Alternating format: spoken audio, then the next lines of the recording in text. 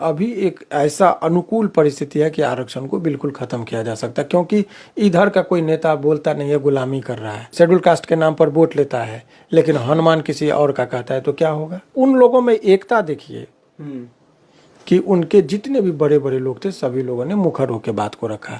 आपके तरफ से कितने लोगों ने रखा, कितने लोग इस्तीफा कर, क्योंकि उनका संवेदना मर चुका है और मुर्दों को कोई जिंदा नहीं कर सकता। मरा हुआ समाज है। लोग कहते कि मुर्दाबाद, तो सही में मुर्दाबाद हो गया है। शेड्यूल कास्ट का जो राजनीति करता हो, क्या एक भी आदमी मुखर होकर बोला कि नहीं इसके हम सपोर्ट में हैं, ये रहना चाहिए। आपके कोई नेता बोले, आप बोले, सबसे बड़ी बात तो आपका नेता तब बोलेगा जब आप बोलेंगे। आप शांत हैं। पहले 10% रिजर्वेशन दिया गया, उस पर अभी सुनवाई हुई, कोई स्टे नहीं मिला, बहुत जस्टिफिकेशन, जबकि उससे पहले 50% रिजर्वेशन की बात थी। अब जो दोबारा जो ये आया यूजीसी, उसमें भी एक दिन में स्टे हो गया। कल फाइल होता है, आज सुनवाई होता है और स्टे हो जाता है। तो बाघ से उम्मीद कर रहे हैं कि बकरी के हित की कानून बनेगा, तो वही बात आज के डेट में हो रहा है। यूजीसी के नए नियमों का काफी विरोध के बाद अब सुप्रीम कोर्ट ने जो है उस पर रोक लगा दी है। अब आगे क्या हो सकती है, इस पर पूरी बातचीत करने के लिए हमारे साथ पटना हाईकोर्ट के जाने माने वकील शिवनंदन भारती जी हैं। अब सुप्रीम कोर्ट ने रोक लगा दी है सर, आगे क्या होगी? देखिए, सबसे पहले तो सुप्रीम कोर्ट के जो मामला जो चला था, इसके बहुत सारे रीजन रहे हैं। सबसे रोक लगाना ये उतना चौंकाने वाली बात नहीं है। इससे ज़्यादा चौंकाने वाली कि इतना जल्दी कैसे रोक लग गया, इतना जल्दी सुनवाई कैसे हो गया। न्याय के लिए लोग हाई कोर्ट में करा रहा है। आपको हमारे पास ये कि 2017 में ऑर्डर रिजर्व हुआ, अभी तक प्रोनाउंस नहीं हुआ। आप समझ लीजिए कि कई साल हो गया। 9 साल में एक ऑर्डर नहीं प्रोनाउंस हुआ है, इतने दिनों तक ये लोग करा रहे हैं। लेकिन यहाँ 2 दिन में इतना महत्वपूर्ण SIR में कितने लंबे दिनों तक चला बहस, लेकिन स्टे नहीं मिला। लेकिन इस मुद्दे पर 2 दिन में स्टे मिल जाता है। ये एक समझिए कि आखिर क्यों, एक बात। दूसरी बात कि ये जो कानून बना है उसके पीछे लॉजिकली बात आप समझिए। ये कानून जब आया, यूजीसी के तहत एक कानून बनाया गया जिसमें पहले भी व्यवस्थाएं थी। इस कानून के तहत मोटा मोटी यही बात था कि अगर किसी विद्यार्थी को, यदि वो शेड्यूल कास्ट का हो, शेड्यूल ट्राइब का हो, या इधर का कोई बच्चा हो, अगर उसको कोई ह्यूमिलिएट करता है तो उसके लिए पहले थाना पे जाना पड़ता था। तो अब थाने पर जाने की जरूरत नहीं। कॉलेज में एक व्यवस्था समझिए कि एक चौकी थी जिसमें आप जाके शिकायत करते, जिसको इक्वल अपॉर्चुनिटी सेंटर बोला गया। उसमें आप जाते, अपनी शिकायत करते, तो उसका जांच पड़ताल करता। उनको लगता कि बच्चा को प्रताड़ित किया जा रहा है तो उससे अनुशंसा किया जाता, पूछताछ किया जाता, यही चीज़ें थी।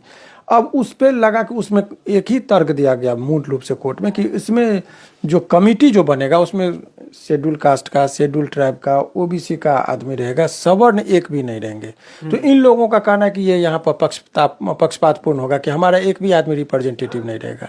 हालांकि इधर के लोगों का कहना है कि आज जो ये जजमेंट स्टे हुआ है, तो कौन से जज ने ये किया है, हमारा चूंकि कॉलेजियम के द्वारा जब होता है तो कितना रिप्रेजेंटेटिव इनका है, बैकवर्ड कम्युनिटी का और शेड्यूल कास्ट का। ये जजमेंट शेड्यूल कास्ट में जब आप हाई कोर्ट और सुप्रीम कोर्ट से जब कोई जजमेंट देते तो हम लोग जाति नहीं देखते हैं। हम लोग को नहीं पता होता कि किस जाति के वो लोग हैं। आप दे दिए तो मानना पड़ता है, मान लेते हैं। तो आज ये जजमेंट दिए हैं, तो यदि आपको लगता है वहां बायस हो सकता है, तो हाई कोर्ट में जो जजमेंट दे रहा है या सुप्रीम कोर्ट में जजमेंट दे रहा है, क्या वो बायस नहीं हो सकता है? ये बायस मैंने पक्षतापूर्ण नहीं हो सकता। कौन जाति के लोग ने जजमेंट दिया है? तो वहां पर भी कॉलेजियम में भी सुधार की बात लोग कर रहे हैं जो इधर के लोगों हैं। नंबर 1। नंबर 2, एक बात समझिए कि सरकार के पास क्या है कि जब यहाँ पर ये आरक्षण आया तो दो चीजों को लोग देखने लगे। पहला, 2 भाग में बट गए। कुछ सवर्ण लोग बटे और एक भाग जो है सो बैकवर्ड कम्युनिटी के लोग और शेड्यूल कास्ट के लोग बटे। एक तरफ सवर्ण लोगों का कहना था कि भाई इसमें रिप्रेजेंटेटिव नहीं दीजिएगा तो पक्षतापूर्ण हो भी सकता था, इस बात से इनकार नहीं किया जा सकता है। अगर वहाँ होगा तो भाई जुडिशरी में भी पक्षपातपूर्ण होगा, तो वहाँ पर भी आप इधर के लोगों का रिप्रेजेंटेटिव दीजिए, इक्वली दीजिए। तभी तो आप कहेंगे कि पक्ष जैसे इसमें क्या होना चाहिए था कि यदि इतना बड़ा जजमेंट था, इसमें फुल कोर्ट में रेफर किया जाता है इस सब केस को और फुल कोर्ट में जैसे 2 जज या 5 जज का होता तो कम से कम 2 जज, 1 जज कम से कम इधर के कम्युनिटी का होता। तब आप कहते कि न्याय केवल होना नहीं चाहिए, न्याय होते दिखना भी चाहिए। तो लगता कि न्याय हो रहा है, दिख रहा है कि भाई इधर के भी रिप्रेजेंटेटिव है। पहला ही डेट में आप स्टे दे देते हैं। तब तो ये बहुत बड़ा प्रश्न उठता है न। अब देखिए सरकार के साथ क्या मजबूरी थी। अभी पहली बार बीजेपी सरकार का जो कोर वोटर है वो सवर्ण है, इसमें कहीं कोई दोहराई नहीं है। सवर्ण वोटर इससे नाराज हो गए थे। अब वो यदि वापस ले लेते तो बैकवर्ड कहता कि देखो ये सवर्ण के हम लोग का चूंकि आरक्षण विरोधी मैंडेट है, उन पर आरोप भी लगा है। अब सरकार का इंटरनल कमिटी होता है, रिपोर्ट करता है कि भाई मामला बहुत गर्म है बिहार देश में, अब इसका चर्चा होना चाहिए। अब ऐसे में एक बीच का रास्ता कि चलो कोर्ट में मामला को दे दो, कोर्ट अगर स्टे दे देगा तो हम लोग बच जाएंगे, क्योंकि वापस लेता तो बैकवर्ड कम्युनिटी से विरोध होता, अगर रह जाता तो फॉरवर्ड कमेटी से नाराज होता। तो बीच का रास्ता निकाला गया कोर्ट। अब कोर्ट में जो सरकार के पक्ष को रखा जाता है, मजबूती से रखा जाए या कमजोर पक्ष को रखा जाए, ये तो सरकार का पक्ष होता है। सरकार बहुत आराम से वहाँ पर स्टे पहला ही दिन में मिल जाए ताकि इनका जो रोड पर जो आंदोलन हो रहा था वो खत्म हो जाए। अब ये एक्सपेरिमेंट है। अभी ये मत समझिए कि ये जो आरक्षण अभी ये जो केवल यूजीसी खत्म हुआ है, पहले 10% रिजर्वेशन दिया गया, उस पर अभी सुनवाई हुई, कोई स्टे नहीं मिला, बहुत जस्टिफिकेशन, जबकि उससे पहले 50% रिजर्वेशन की बात थी। अब जो दोबारा जो ये आया यूजीसी, उसमें भी एक दिन में स्टे हो गया, कल फाइल होता है, आज सुनवाई होता है और स्टे हो जाता है। कल ही फाइल हुई थी। एक बात उदाहरण मैं दे रहा हूँ, 2 दिन पहले तो ये चर्चा ही हुआ। उसके बाद आप देखिए कि अभी जो ये चर्चा, अभी जो आपको लग रहा है, अब ये देख लिया कि 10% जब रिजर्वेशन दिया था, बैकवर्ड कम्युनिटी में कोई आंदोलन नहीं किया, ना कोई ट्वीट किया, ना कुछ ये किया, बहुत ज़्यादा चर्चाएं नहीं हुई, लोगों ने बड़े इत्मीनान से कहा कि ठीक है चलो रहने दिया। अब दूसरी बात क्या हो गई, तो उस टाइम में सरकार भांप गया कि भाई इसमें कुछ नहीं होता है, दे दो आरक्षण। अब यूजीसी में बड़े इत्मीनान से देखा कि भाई कोर्ट में कुछ कर दिया, लोगों ने स्वीकार कर लिया, मान जाएगा। अब आरक्षण का मामला को थर्ड में छेड़ा जाएगा और आरक्षण भी खत्म कर दिया जाएगा देश से। ये स्ट्रेटेजिकली धीरे धीरे चलती है, तो होना भी चाहिए। क्यों नहीं खत्म होगा जब आप अपने हक के लड़ाई के लिए नहीं लड़ेंगे। मुझे बहुत खुशी है, इसमें पूरे सवर्ण लोग एक एक बड़े बड़े लोग, कितने भी पदाधिकारी क्यों नहीं हो, हर लोगों ने अपने कम्युनिटी के लिए आवाज उठाया, एकजुट हो गए। कुमार विश्वास बहुत ही निष्पक्ष रहते हैं, लेकिन कुमार विश्वास ने ट्वीट किया, बड़ा ही मार्मिक ट्वीट किया, वो संवेदनशीलता के साथ कि हम निरीह प्राणी हैं, हमको मार दीजिए, क्या करिए, रोम तक उखाड़ लीजिए। वो जगाया लोगों को, सेंटिमेंट को, अपने लोगों के लिए मुखर हो गए। एक यूपी में पदाधिकारी इस्तीफा दे दिए रोते रोते। ये उनका दिखाया कि नहीं, हम लोग अपने कम्युनिटी के लिए, जिंदा कौम के लिए क्या करते हैं।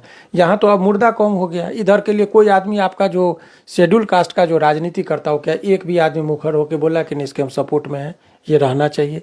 आपके कोई नेता बोले, आप बोले, सबसे बड़ी बात तो आपका नेता तब बोलेगा जब आप बोलेंगे। आप शांत हैं, आप ही को जब नहीं मंजूर है तो आपको पता ही नहीं कि आप क्या करने जा रहे हैं। आरक्षण के आधार पर कितने लोगों को नौकरी मिला, तो सब खत्म हो जाएगा। आरक्षण का तो ऐसे भी विरोध करे, 10% रिजर्वेशन वाले का कोई विरोध नहीं, लेकिन जो schedule caste, schedule tribe, OBC का अनपढ़ है, गवार है, फिर भी नौकरी लेता है, आरक्षण खत्म करो। तो बहुत दिनों से ये चर्चाएं चल रही। तो ये एक्सपेरिमेंट था, धीरे धीरे जो लालू जी तो बहुत पहले भी कहते कि आरक्षण खत्म होगा। संविधान में भी बहुत सारे लोग कहते कि 10 वर्षों के लिए दिया गया था, इसीलिए रिव्यू होना चाहिए, खत्म होना चाहिए। लोगों का जो अपना तर्क है, कुतर्क कहिए या कुतर्क कहिए, तो ये धीरे धीरे आरक्षण जो है सो खत्म होने के कगार पर है। और लोगों को चूंकि जब धर्म कम मजबूत होगा तो जातियां कमजोर होगी। चूंकि धर्म के आधार पर वोट दिए, तो धर्म में ही कहता है कि शेड्यूल कास्ट को देह में नहीं छुओ। अगर वो गायत्री मंत्र सुन लिया तो उसके कान में पिघलता हुआ शीशा डाल दो, यानी शिक्षा से दूर रखो। ये धर्म की बात मैं बता रहा हूँ। अगर धर्म को मानेंगे तो शास्त्र को मानिए। तो मनुस्मृति में तो ये बातें कही गई है। धर्म है तो जाति व्यवस्थाएं हैं, तो धर्म मजबूत होगा तो जाति व्यवस्थाएं बढ़ेगी। मगर संविधान कहता है कि सब एक है, तो संविधान का जो मजबूत होगा तो जाति व्यवस्था कमजोर होगी, धार्मिक व्यवस्था कमजोर होगी। All are equal in the eyes of law.